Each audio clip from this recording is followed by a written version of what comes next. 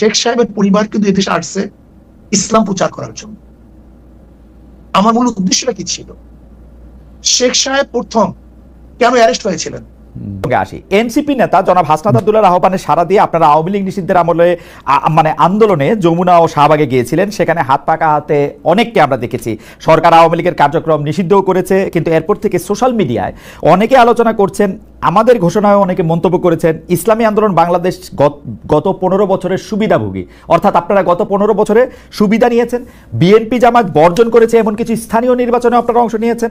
আপনাদের অনুষ্ঠানে সাবেক তথ্যমন্ত্রী, যাকে আসলে নানা মানে পররাষ্ট্রমন্ত্রীও বটে, যাকে নানা অভিধায় অভিহিত করা হয়, সেই ডক্টর হাসান মাহমুদের মতো প্রভাবশালী বিতর্কিত আওয়ামী লীগ নেতার পুরনো ভিডিও এখনও আমরা দেখতে পাচ্ছি, যেখানে তারা আপনাদের সঙ্গে বসে আছেন। কেউ কেউ এমন মন্তব্য করছেন যখন যারা ক্ষমতায় থাকে আপনারা তাদের সঙ্গে তাল মিলিয়ে চলেন। একটু আপনার মন্তব্য শুনবো। এইটা ভুল বলছেন। যখন যারা ক্ষমতায় থাকে ইসলামী আন্দোলন তাদের সমস্ত সমস্যাগুলি, দুর্নীতিগুলি তুলে ধরে, এটা বলতে পারেন। আচ্ছা, আপনি কি দেখেছেন সেখানে শুধু হাসান মাহমুদকে? সেখানে কি বুলু সাহেবকে দেখেন নাই? দেখছি, আমার পাশে দেখছি। তা সেটা বললেন না কেন? না, বুলু সাহেবকেও দেখছি। হাসান আমার স্বরাষ্ট্রমন্ত্রীর সাথে জি, আপনি বলেন, আপনি শেষ করেন, তারপর আমি বলবো। আমি শেষ করি। আপনার হাসান মাহমুদ সাহেবের সাথে আমার বক্তৃতা হিসেবে মানে আমাদেরকে বসতে দেখছেন, কিন্তু তারপরে আমি যখন বক্তব্য দিয়েছি তখন এই বক্তব্য দিয়েছিলাম সেটা তো তুলে ধরলেন না। ওই একই স্টেজ আপনি দেখুন সেই বক্তব্য, যে আপনারা বিএনপি বলছেন আমরা এইটা করছি, আওয়ামী লীগ বলছেন আমরা এইটা করছি, কিন্তু কে কত দুর্নীতি করছেন সেটা তো বললেন না। ওই স্টেজে বক্তৃতা দিয়েছি, আপনি শোনেন সেই বক্তৃতা। কিন্তু শায়ক, ওই বক্তব্য অনেক বেশি সুগার কোটেড, নাম্বার 1। নাম্বার 2 হচ্ছে আপনি বঙ্গবন্ধুকে নিয়ে, শেখ হাসিনাকে নিয়ে, শেখ হাসিনা যখন প্রধানমন্ত্রী ছিলেন সেই সময় যে বক্তৃতা করেছেন, এখন কি সেটা রিপিট করতে পারবেন বা রিপিট আপনি করতেছেন? শেখ হাসিনাকে নিয়ে আমি কোনো তারিফ কোনো বক্তৃতা করি। শেখ হাসিনাকে নিয়ে কোনোদিন প্রশংসামূলক। বঙ্গবন্ধুকে নিয়ে, শেখ সাহেবকে নিয়ে কেন বক্তৃতা করেছি? এটা কি এখন করবেন কিনা আবার? 100 বার শোনেন, কেন করবো সেটা আমি বলি।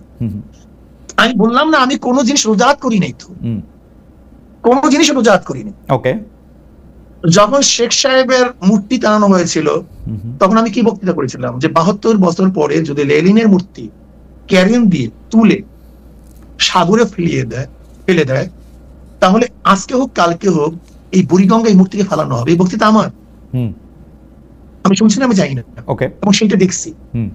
শেখ সাহেবের নিয়ে যে বক্তৃতা করেছিলাম, এটা কি বলতে চেয়েছি দেখেন, শেখ সাহেবের পরিবার কিন্তু এদেশে আসছে ইসলাম প্রচার করার জন্য।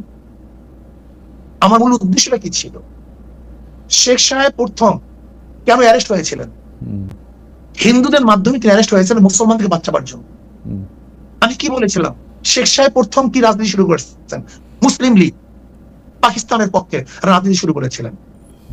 শেখ সাহেব তিনি এইটা করছেন সেইটা করছেন বলছিলাম কেন? নাস্তিকরা শেখ সাহেবকে ধর্মনিরপেক্ষবাদ নাস্তিক পন্থী বানাবার চেষ্টা করছিল। আমি আওয়ামী লীগকে তখন স্মরণ করে দিতে চাই, মূল ভুলবেন না, এদের পরিবার ছিল ইসলামের দাওয়াতে, কিন্তু সেখান থেকে ভেঙে যদি তারা নাস্তিকতাবাদ ধর্মনিরপেক্ষবাদ চাপিয়ে দেয়, তার মানে নিজের সাথে সে আত্মঘাতী করছে। ওই সময় শেখ হাসিনাকেও আপনি তারিফ করেছিলেন ওই একই বক্তব্যে।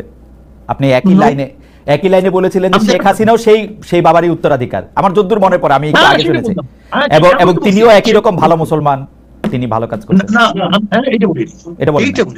আমি বলছি সেই পরিবারে, ওকে, আমি তার পরিবারকে ইঙ্গিত করে তাকে সজাগ করতে চেয়েছি যে আপনার বাবা দাদি দেখলে মুসলমান, তারা পীর ছিলেন, তারা দাওয়াত এসেছেন, আপনি ইসলামের খেলাফ, ইসলামের বিরোধী কোনো কাজ করতে পারেন না। যেরকম কোন ছেলেকে কেউ যদি সতর্ক করায় তখন তার বাপ দাদার কথা বলে, তোমার বাবা এরকম ছিল, দাদা এরকম ছিল, তুমি এই কাজ করতে পারো না। আমার এটাই উদ্দেশ্য ছিল। কিন্তু শায়ক, আপনি correct me if I am রং, আপনি কি ওই সময় সাবেক প্রধানমন্ত্রী সরকারের, শেখ হাসিনার বা শেখ হাসিনা সরকারের এই 3টা খারাপ নির্বাচন, সীমাহীন দুর্নীতি, এগুলি নিয়ে আসলে কোনো এরকম একটা অবস্থান নিয়েছিলেন যেটা আপনার শক্তি দিয়ে আপনি আসলে নিতে পারতেন? আজকে আপনাদের বক্তব্য নাই, এমন কোন বক্তব্য নাই যে বক্তব্যে শেখ হাসিনার এবং তার 14 গোষ্ঠী এই মন্ত্রী পরিষদের আওয়ামী লীগের দুর্নীতি তুলে ধরি নাই, এমন কোন বক্তব্য সময় ছিল। আমার একটা রিডিং হইলো আপনারা সেই সময় প্রধান শত্রু হিসাবে গণ্য করতেন হচ্ছেন জামায়াতে ইসলামীকে, তারপরে আওয়ামী লীগের মন্ত্রীদের কিছু দুর্নীতির কথা আপনি বলতেন, কিন্তু বাংলাদেশের যে মানুষের উন্নয়ন, বাংলাদেশের মানুষের সুবিধা, সেগুলির কথাও বলতেন। তার ফলে সরকার, মানে সেই সময়কার সরকার একরকম খুশিই হতো পীর সাহেব চরমনায়ের উপর বা শায়েকে চরমনায়ের উপর, যে তারা আসলে আমাদের পক্ষেই থাকছেন। মানে আমার রিডিং আর কি ওই সময়কার ব্যাপারে। না, সেই রিডিংটা কেন আপনার মধ্যে অনুভূতি কেন হয়েছিল? কারণ আপনারা জামায়াতের খুব সমালোচনা করছেন, তারপরে হচ্ছে সরকার প্রধানের সমালোচনা আপনারা সরাসরি করতেছেন না, দুই একজন মন্ত্রী বা দুই একটা ঘটনার কথা বলে বলতেছেন। আমার মনে হয় আপনার কাছে এটা দৃষ্টিগোচর হয়নি। আমার মনে হয় আচ্ছা ঠিক আছে, আমি আবার চেক করব না, কিন্তু একটা বক্তব্য। জি, আমি পল্টনে ওই স্যার আপনার সরোয়ার দিতে বলেছিলাম যে শেখ হাসিনা, আপনি শুনেন সেই বক্তব্য? জি, আমি শুধু একটা এরকম 50টা বক্তব্য দিতে পারবো। জি, শেখ হাসিনা আপনাকে ভারত বাঁচাতে পারবে না, আপনাকে বাঁচাতে পারবে না, আপনাকে পুলিশ মিলিটারি আপনাকে বাঁচাতে পারবে না, আপনাকে ভারতে অবশ্যই ভাবতে হবে। সে বক্তৃতা শুনিয়ে না আপনি, অনেক আগের বক্তৃতা। আচ্ছা ঠিক আছে, আপনি যদি বলে থাকেন সেটা আপনার, মানে শেখ হাসিনার দুর্নীতি বা শেখ হাসিনা এইরকম খারাপ 3টা নির্বাচন দিয়েছে, এটা যদি আপনি বলে থাকেন সেটা ঠিক আছে। আমার দর্শকরাও নিশ্চয়ই শুনেছেন, শুনবেন, আমিও শুনেছি। সরকারের প্রতি আপনার সমালোচনা ছিল, কিন্তু সেইটা ছিল হচ্ছে 2 বা 3 নাম্বারে সরকারের প্রধানের প্রতি আপনি, মাননীয় সাহেব, সরকার প্রধানের প্রতি ইউ ওয়্যার সফট, সরকার প্রধানের প্রতি। না, এটা ভুল, এটা ভুল, এই মেসেজ আপনার কাছে সম্পূর্ণ ভুল। আচ্ছা ঠিক আছে, ঠিক আছে, সম্পূর্ণ ভুল। আচ্ছা আমি পরবর্তী প্রশ্নে আসি। সরকার প্রধানের ব্যাপারে আমি যে মন্তব্য করেছি এরকম বক্তব্য আজ পর্যন্ত কেউ দেয়নি। আচ্ছা আমি একটু পরবর্তী প্রসঙ্গে আসি। সেইটা হচ্ছে যে এই শনিবার সোহরাওয়ার্দী উদ্যানে আপনাদের যে মহাসমাবেশ মঞ্চে জামাতের একাধিক নেতাকে আমরা দেখলাম, এনসিপির অন্যতম শীর্ষ নেতা আক্তার সাহেবকে দেখলাম, গণ অধিকারের নুরুল হক নূর সাহেবকে দেখলাম, কিন্তু বিএনপির কেউ সেখানে ছিলেন না। বিএনপিকে কি আপনারা দাওয়াত দেন নাই? আপনারা বিএনপি বিরোধী একটা বড় জোট করতে চাইছেন, এটাই কি আপনাদের উদ্দেশ্য? না, আমরা পিআর সিস্টেম নির্বাচন চাই।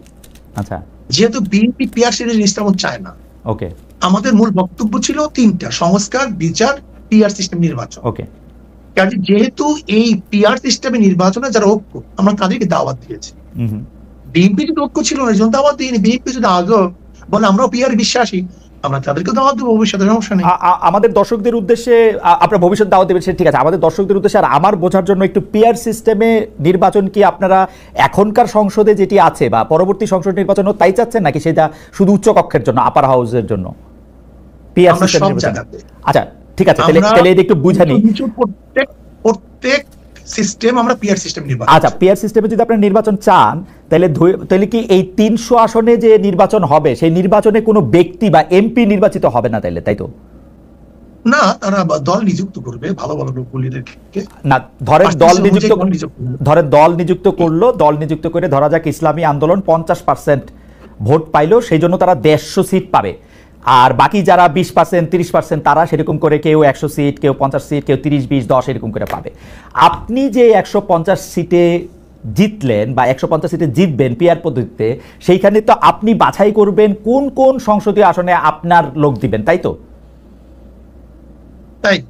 কিন্তু যদি ধরা যাক আমাদের বরিশাল 1 আসনে আপনিও সেখানে একজন লোককে নিয়োগ দিতে চাচ্ছেন, যে 30% পাইছে উনিও ওইখানেই উনার সিটটা চান, যিনি 10% পাইছে উনিও ওইখানে ওই সিটটা চান, এইটা রিজলভ করা হবে কিভাবে?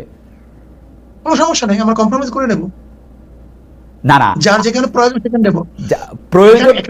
প্রয়োজন তো আমি এটা ছাড়াই দিই, তাহলে ব্যাপারটা বুঝবেন। জি, আসলে পিআর সিস্টেমে নির্বাচনে কোন সিটে কোন প্রার্থী, এইটা বহুত বড় কথা না। পিআর সিস্টেম নির্বাচনের সংসদ যারা সদস্য হবেন তাদের মূল দায়িত্ব থাকবে সংসদে কাজ করা, আইন প্রণয়ন করা, আইনকে বাস্তবায়ন করা। তার মানে ধরেন কথার কথা, আমাদের যে স্থানীয় যে সরকারগুলি থাকবে সেটাকে এস্টাবলিশ করা। আমরা উন্নয়নের ব্যাপারটা নিয়ে স্থানীয় সরকার থেকে, স্থানীয় সরকার কাজ করতেছে কিনা, কোন আইনের পদ্ধতিতে, প্রক্রিয়ায় দেশ ভালো চলবে, জবাবদিহিতামূলক হবে, এদের কাজই থাকবে মূল হলো আইন প্রণয়ন করা, আইন বাস্তবায়ন করা। না, আপনি আমাকে আরেকটু সাহায্য করেন। ধরা যাক পীর সাহেব চরমনায় আর আপনি মিলে ডিসাইড করলেন আমাকে কুমিল্লা 1 আসন থেকে আপনারা এমপি বানাবেন। ধরা যাক একইভাবে জামায়াতের নেতা ডক্টর শফিকুর রহমানও ঠিক করলেন আমাকে কুমিল্লা 2 আসন থেকে এমপি বানাবেন। আমি কিন্তু এলাকায় যাইও নাই, ভোটও করি নাই, কিচ্ছু করি নাই।